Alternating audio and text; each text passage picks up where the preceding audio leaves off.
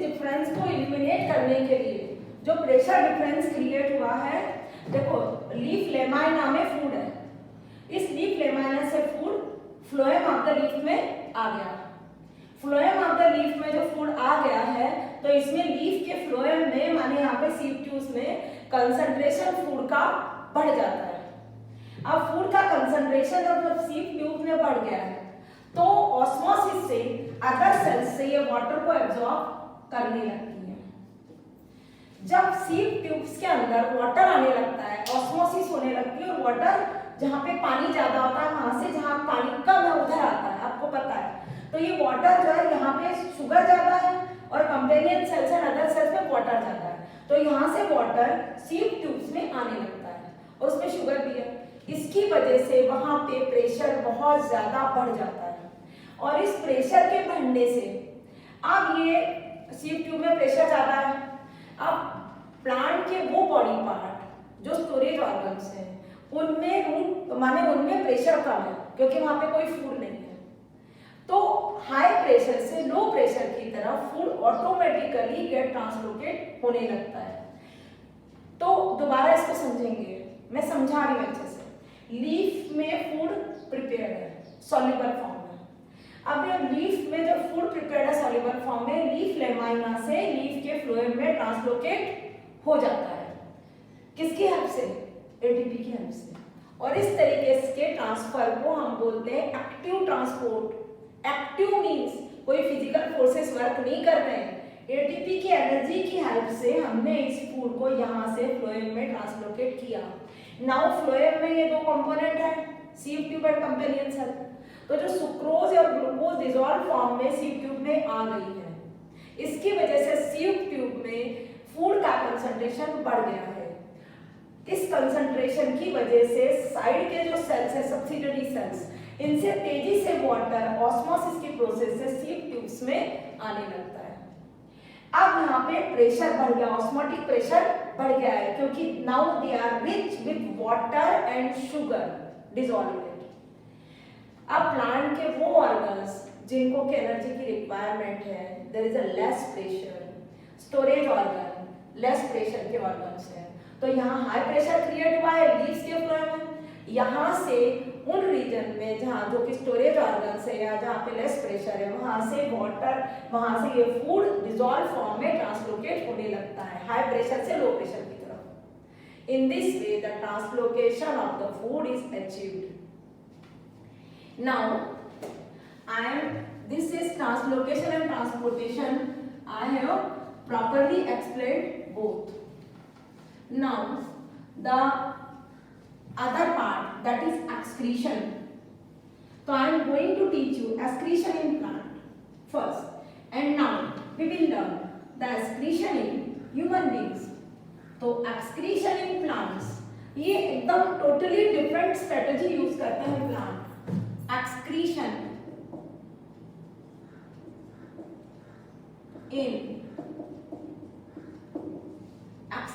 in plants.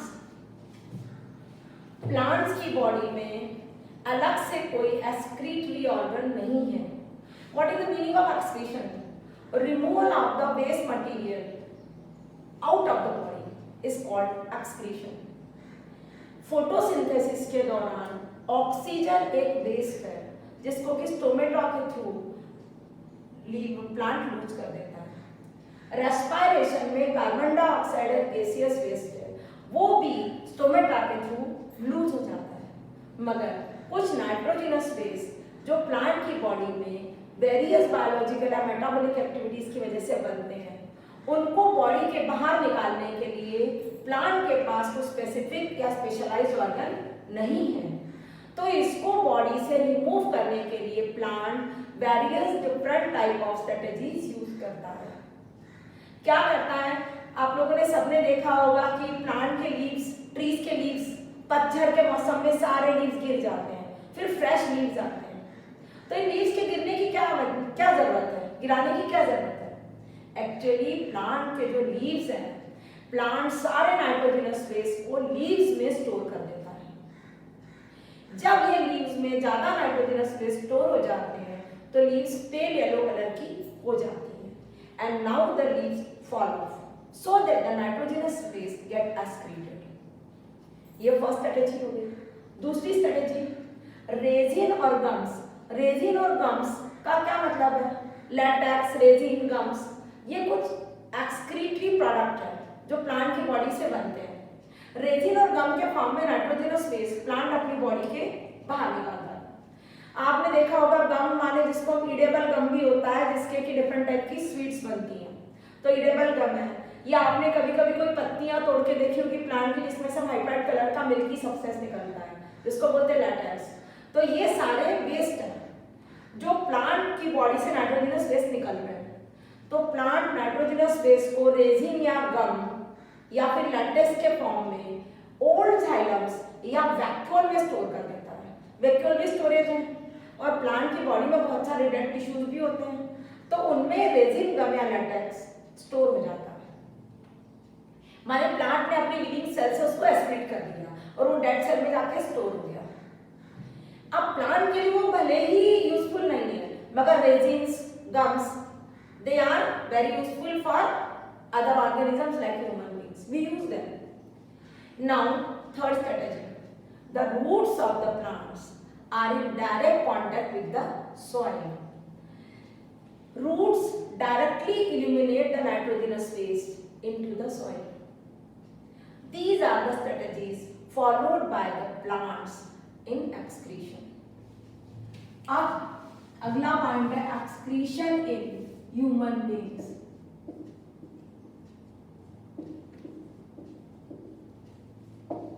Excretion in human beings. अब आपको excretion क्या है पहले ये समझना है. Biological process of removal of nitrogenous waste like urea, uric acid, like urea and uric acid by filtration of blood out of the body is called excretion. The biological process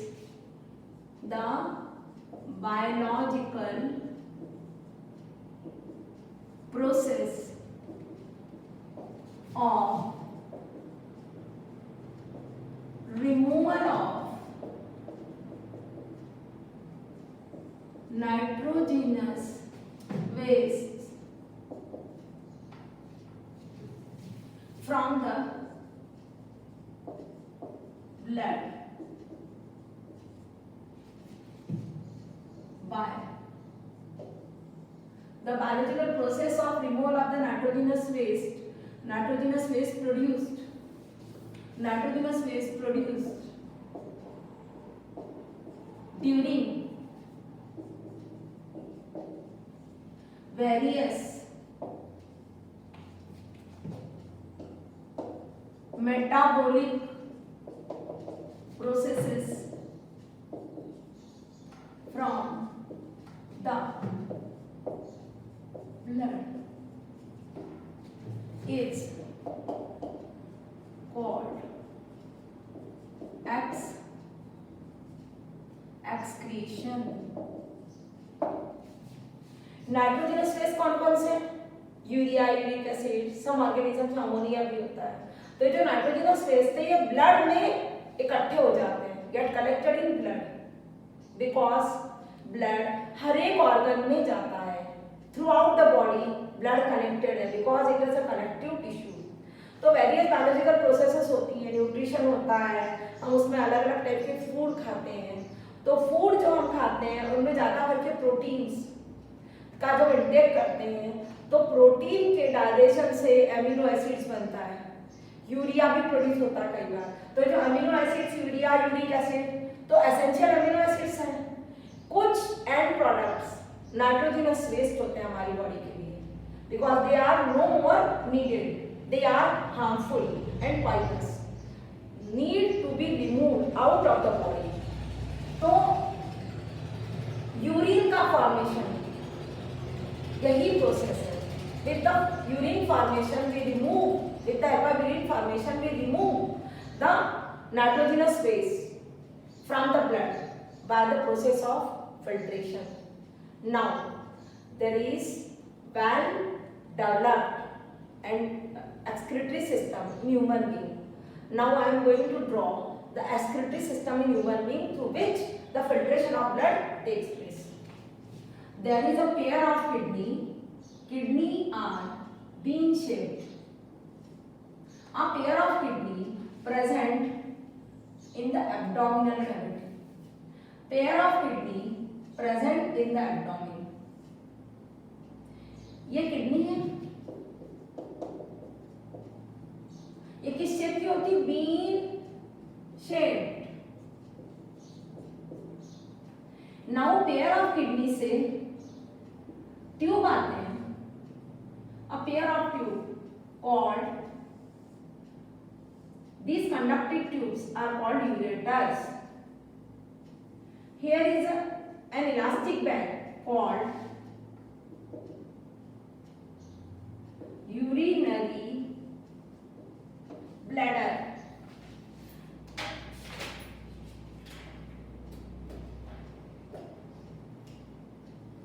यहां पे ureter है.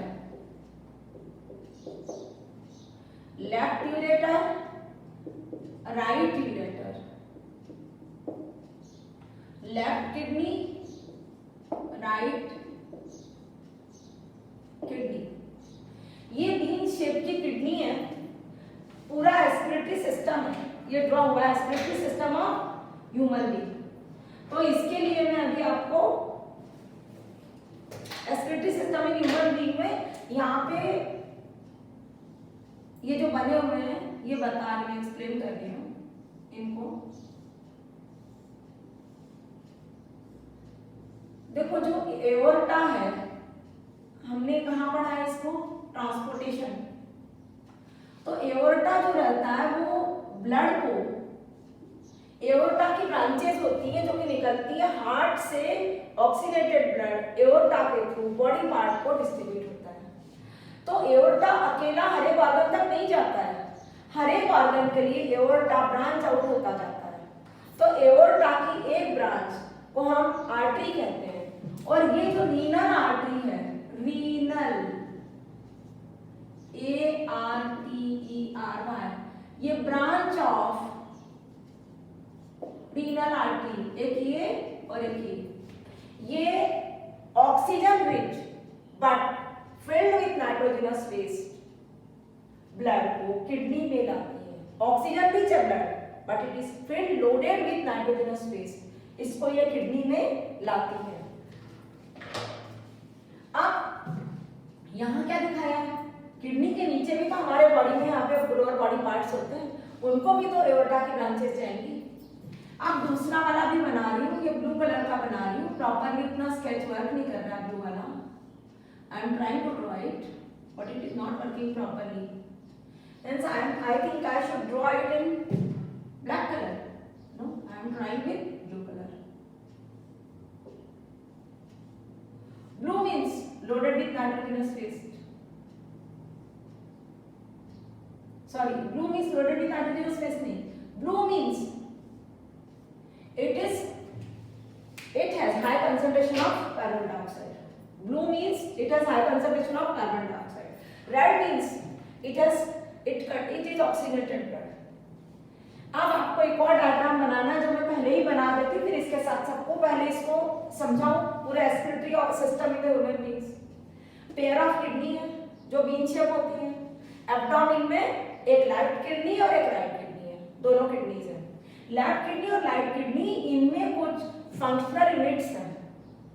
इन functional unit को हम बोलते हैं nephrons. Nephron का diagram मैं यहाँ पे बना के अभी पूरी प्रोसेस अच्छे से एक्सप्लेन करूंगी. पहले इनका सबका फंक्शन बता देती हूँ. ये है किडनी जिनके अंदर फंक्शनल यूनिट नेफ्रॉन्स है. तो ये जो ब्लड आ रहा है हार्ट से जो कि ऑक्सीजन रिच ब्लड है, ये एक किडनी में इधर से ब्रांच ऑफ रीनल आर्टरी जाती है और दूसरी किडनी में दूसरी ब्रांच रीनल आर्टरी के एंटर होती है. ये दोनों ब्रांचेस किडनी में जाती हैं और किडनी के अंदर ब्लड फिल्टर होता है ये जो कि ब्लड लेके जाती है. बाद में ब्लड फिल्टर होने के बाद अब जो ब्लड वापस जाएगा, ये इस ब्लड में नाइट्रोजनस वेस्ट तो नहीं होंगे मगर इसमें कार्बन डाइऑक्साइड होगी. तो ये carbon dioxide containing blood renal vein से, जो ब्लू बनाई है इट इज रीनल वेन. इससे ब्लड वापस वेना कवा के थ्रू हार्ट में जाएगा और हार्ट से पल्मोनरी आर्टरी के थ्रू लंग्स में जाएगा, वहां पे इसका ऑक्सीजनेशन होगा। तो in this way this renal artery से तो ब्लड किडनी में आएगा। After filtration it will become nitrogenous base free, it goes back with the help of renal vein to the heart and now through the heart it goes to lungs and in lungs the oxygenation of the blood occurs. अब ये जो यहाँ पे urine बन गई होगी जब blood filter हुआ होगा, तो ये यूरेटर के थ्रू यूरिनरी ब्लैडर में आ जाएगी। Ureter is the connecting tube between the kidney and the urinary bladder. Urinary bladder is the temporary storage of urine. When the pressure gets developed, it is urged to urinate, and it is the urethra through which we urinate the nitrogenous waste in the form of urine out of the body. Now, how the functional unit of kidney called nephron works? तो nephron जो होते हैं वो कैसे होते हैं? Nephron एक thin tubular structure है। Nephron is a very thin delicate tubular structure. Each kidney has large number of nephrons. मैंने क्या बताया? नेफ्रॉन एक थिन ट्यूब लाइक स्ट्रक्चर है। हर एक किडनी में ऐसे कई ट्यूबलाइट स्ट्रक्चर्स होते हैं जो सारे नेफ्रॉन्स होते हैं। Each kidney has large number of nephrons. This is collecting duct.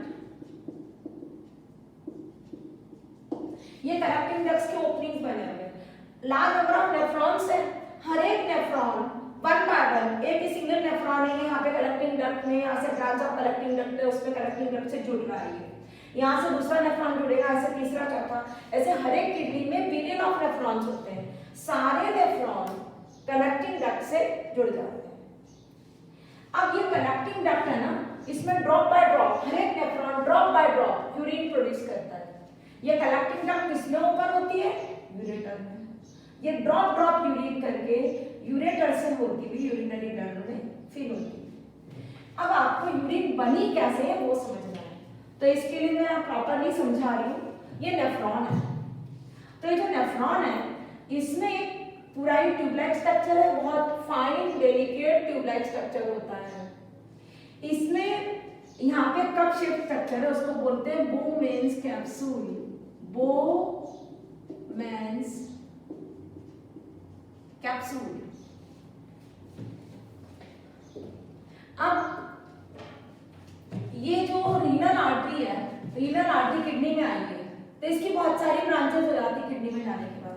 तो एक ब्रांच रीनल आर्टरी की, इसको हम बोलेंगे ब्रांच ऑफ रीनल आर्टरी, जो हम बनाने जा रहे हैं। It is the branch of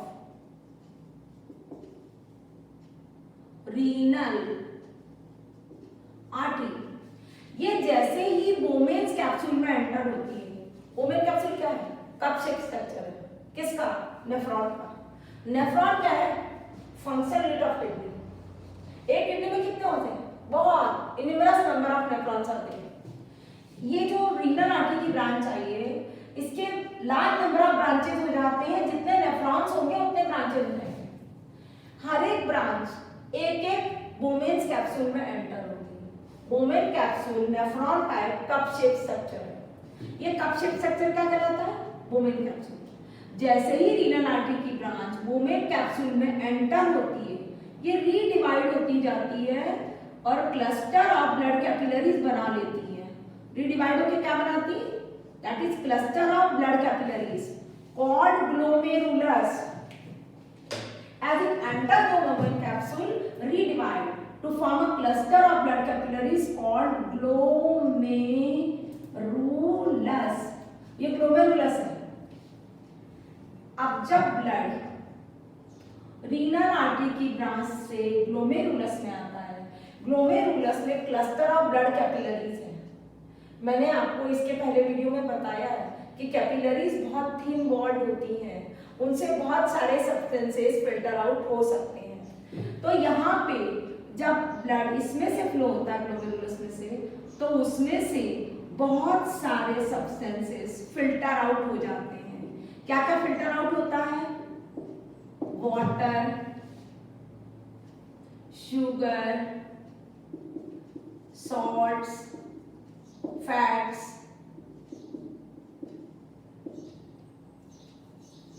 ये सब फिल्टर हो जाता है। ये फिल्टर होके इसमें आ जाता है बोमेन्स कैप्सूल के कप में। अब कप से ये ट्यूबुलर पार्ट में जाएगा। अब आपको ये समझना है कि ट्यूबुलर पार्ट में है, इसको हम क्या कहते हैं? It is called initial filtrate. जब इनर आर्टरी की ब्रांच बोमेन कैप्सूल में एंटर होती है, ये रीडिवाइड होती है और क्लस्टर ऑफ कैपिलरीज बनाती है। उस क्लस्टर ऑफ कैपिलरीज को हम बोलते हैं ग्लोमेरुलस। जब ब्लड इस क्लस्टर ऑफ कैपिलरीज में से पास होता है तो capillary being very thin walled, the substances get filter out through it and come into the cup of the Bowman capsule. Through cup of the Bowman capsule, it comes into the tubular part of the nephron. Now, इसमें से बहुत सारे substances ऐसे हैं जो essential भी है body के लिए। ये initial filtrate, it is called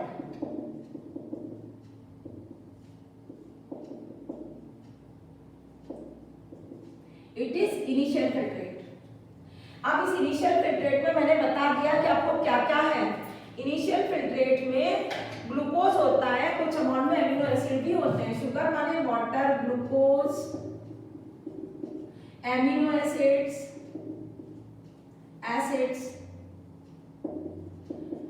fats, ये सब होता है।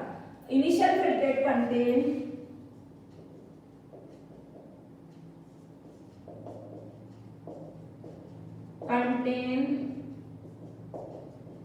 water, glucose, amino acids, salts, ये सब इसमें होता है। फैट भी होता है।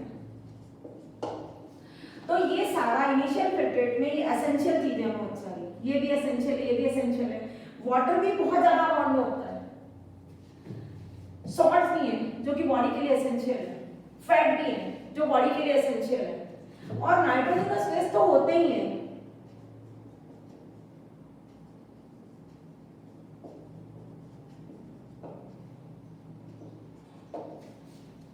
अब इसमें ऐसे एसेंशियल चीजें भी बहुत सारी फिल्टर आउट हो गई हैं, तो वो हमारी बॉडी के लिए क्योंकि एसेंशियल है तो इनका रीअब्जॉर्प्शन होता है। तब आपको समझना रीअब्जॉर्प्शन कैसे होगा। तो ये जो रीनल आर्टरी की ब्रांच है, ये जैसे ही बोमेन कैप्सूल को छोड़ती है, ये ट्यूबुलर एंड है, इसके चारों तरफ नेटवर्क ऑफ कैपिलरीज बना लेती है। मैं इसको इजी वे में आपको डायग्राम बना के दिखा रही हूँ। आपकी बुक में डिफिकल्ट डायग्राम है। ये जो नेटवर्क ऑफ ब्लड कैपिलरीज बन रहा है इसके चारों तरफ, ये जब वापस जाता है तो इसको कहते हैं ब्रांच ऑफ रीनल वेन। वापस जाता है। अब ये कैसे रीअब्जॉर्प्शन होता है? इसमें इनिशियल फिल्ट्रेट है। इनिशियल फिल्ट्रेट इसमें से फिर ये ब्रांच ऑफ रीनल वेन में जाता रहता है। रीअब्जॉर्प्शन हो रहा है। ये रीअब्जॉर्प्शन है। किसकी तरफ आ रहा है? इनिशियल एसेंशियल सब्सटेंसेस जो कि इसमें है, ग्लूकोज है, सॉल्ट, एमिनो एसिड्स है और बहुत ज्यादा अमाउंट में वाटर है, सारा यूरिन नहीं है। तो जितना रिक्वायर्ड है बॉडी के बाहर निकालना, उसके सिवा सारे वाटर का एब्जॉर्प्शन इसमें हो जाता है। तो ये रीअब्जॉर्प्शन हो रहा है। ये जो प्रोसेस है मैं एरो से दिखा रही हूँ, ये रीअब्जॉर्प्शन हो रहा है। नाउ ये जो ब्लड बैक जाता है ये फिल्टर्ड है। इसमें नाइट्रोजनस बेस नहीं है क्योंकि वो फिल्टर हो गए। जो एसेंशियल सब्सटेंसेस इनिशियल फिल्ट्रेट में बने थे, glucose, salt, amino acid, fats और वाटर, वो भी वापस चला गया है रीअब्जॉर्प्शन के बाद। अब ये ब्रांच ऑफ रीनल वेन ये कहाँ जाएगी? वेना केवा से हार्ट को। इसमें अभी इस वक्त ऑक्सीजन नहीं है मगर ब्लड फिल्टर्ड है, नाइट्रोजनस बेस भी नहीं है। अब ये जाएगा राइट एट्रियम में, राइट एट्रियम से राइट वेंट्रिकल में, राइट वेंट्रिकल से पल्मोनरी आर्टरी के थ्रू लंग्स को, और वहां पे ये ऑक्सीजनेटेड कार्बन डाइऑक्साइड बाहर निकालेगा और ऑक्सीजन ले लेगा। तो इन दिस वे ये ब्लड जो वापस जाता है हार्ट को, इसमें नाइट्रोजनस बेस नहीं होते।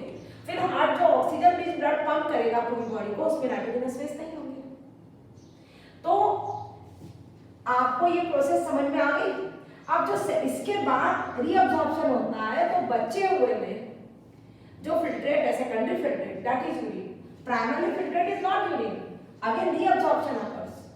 रीअब्जॉर्प्शन के बाद जो रिमेनिंग फ्लूइड है उसमें नाइट्रोजनस वेस्ट और एक्सिस वाटर है, जो कि हमारी बॉडी के लिए नीडेड नहीं है, वो बॉडी के बाहर एक्सक्रीट होता है।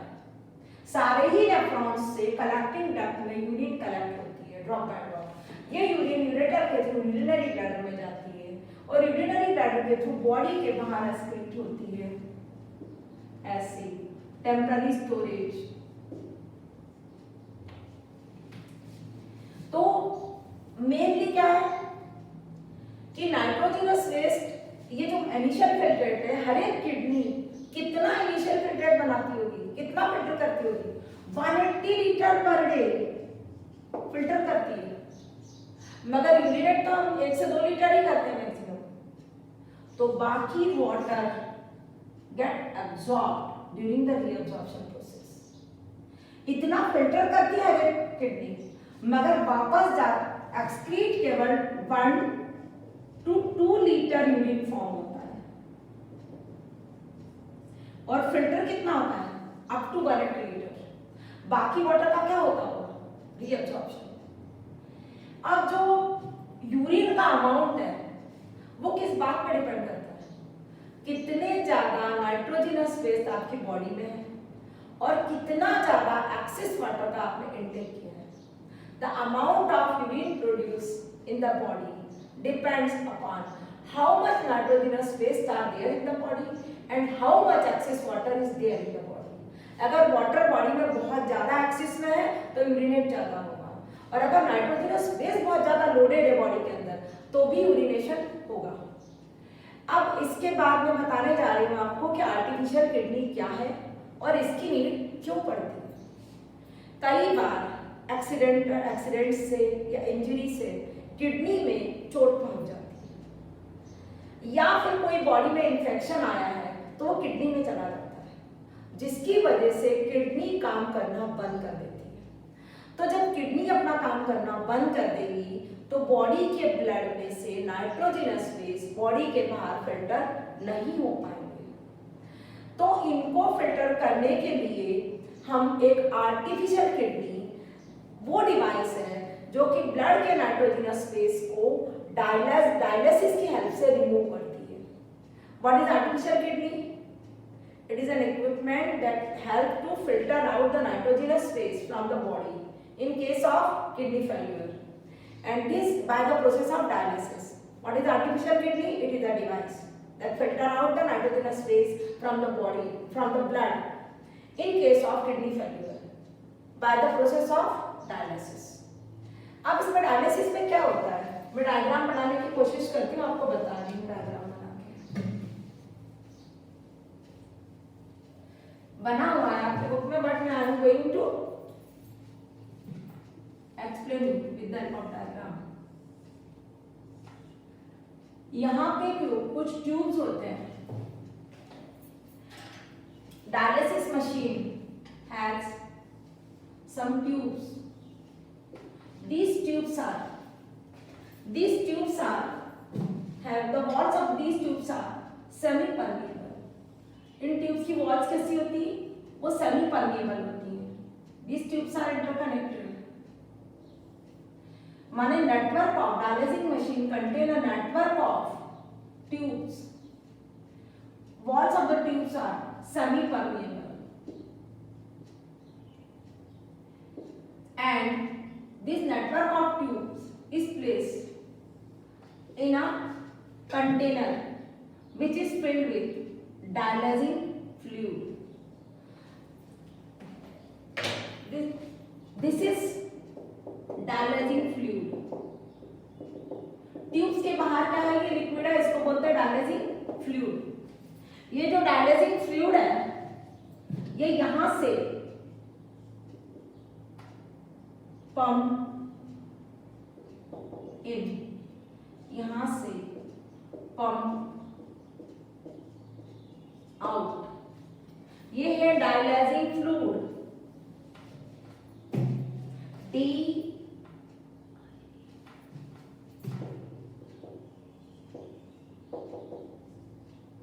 सॉल्यूशन, ये भी है, ये डायलाइजिंग सॉल्यूशन। अब यहां से और यहां से ये पेशेंट की बॉडी से ब्लड, ये बॉडी ऑफ पेशेंट की बॉडी से ब्लड इसमें आता है और इधर से वापस पेशेंट की बॉडी को जाता है।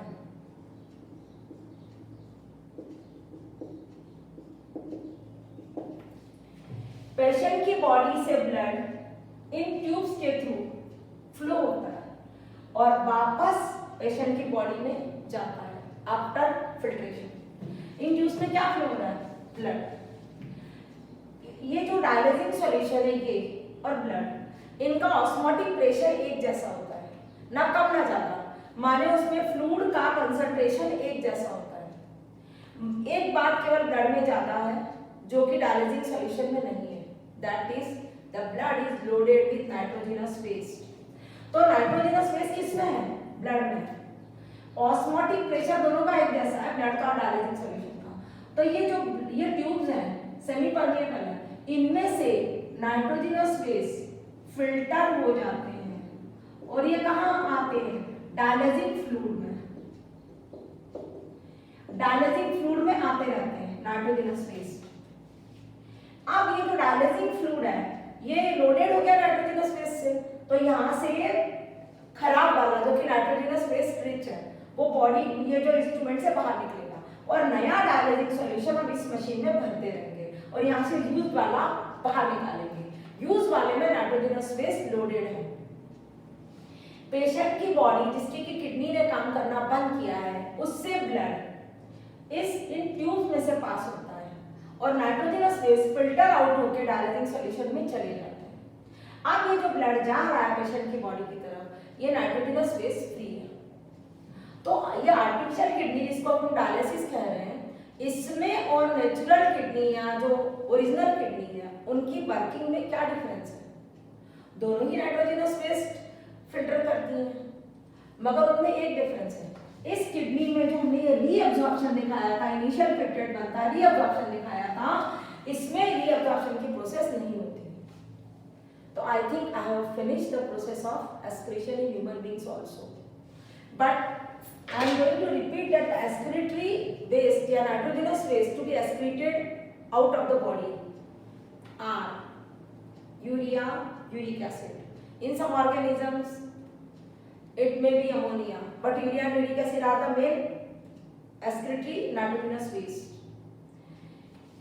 और बाकी के जो नाइट्रोजनस वेस्ट है उनमें उनके सिवा जो इनिशियल फिल्ट्रेट में आता है, इनिशियल फिल्ट्रेट क्या है ये भी इंपॉर्टेंट है। इनिशियल फिल्ट्रेट में water, glucose, salt, amino acid, fat होता है, इनका की एब्जॉर्प्शन हो जाता है। और ये इंपॉर्टेंट है कि cluster of blood capillaries inside the Momen capsule is called glomerulus. अच्छा, ये लंग्स जो है ना उनकी फंक्शन यूनिट क्या थी? एल्वियोलाई। और किडनी की फंक्शन यूनिट क्या है? नेफ्रॉन। इनमें कुछ सिमिलरिटीज और कुछ डिफरेंस है, ठीक है। अब सिमिलरिटीज क्या है इनमें दोनों में? Both are the excretory, both of them work as excretory organ. Lungs excrete the respiratory gases out of the body and nephron means alveoli excrete out the waste gases, where is nephron excrete out the nitrogenous waste. दोनों में similarity, दोनों ही excretory organ की तरह work कर रहे हैं। Lungs में से हम क्या एक्सक्रीट आउट कर रहे हैं? एल्वियोलाई के थ्रू कार्बन डाइऑक्साइड और एक्सेस वाटर। और नेफ्रॉन से हम क्या फिल्टर आउट कर रहे हैं? Nitrogenous waste with excess water. दोनों में ही ब्लड फिल्टर होता है। लंग्स में जो लंग्स में जो एल्वियोलाई है उसमें एक्सचेंज ऑफ गैसेस होता है, कार्बन डाइऑक्साइड ब्रीथ आउट होती है, ऑक्सीजन ब्रीथ इन। इसमें भी ब्लड फिल्टर होता है नाइट्रोजनस वेस्ट वाला। उनकी वॉल्स जो है एल्वियोलाई की, वो रिचली सप्लाइड विद ब्लड है, वहां पे एक्सचेंज ऑफ मटेरियल होता है। इसमें ग्लोमेरुलस से क्लस्टर ऑफ ब्लड कैपिलरीज, इसके थ्रू फिल्ट्रेशन होता है नाइट्रोजनस फेस का। वो बलून शेप है, ये ट्यूब शेप है, तो डिफरेंस हो गया शेप में। वो alveoli is the functional unit of lungs, nephron is the functional unit of kidney. Now I think I have finished the chapter also. You have to complete the question answers. If any problem associated with the question answers, you can ask me on WhatsApp or you can call me.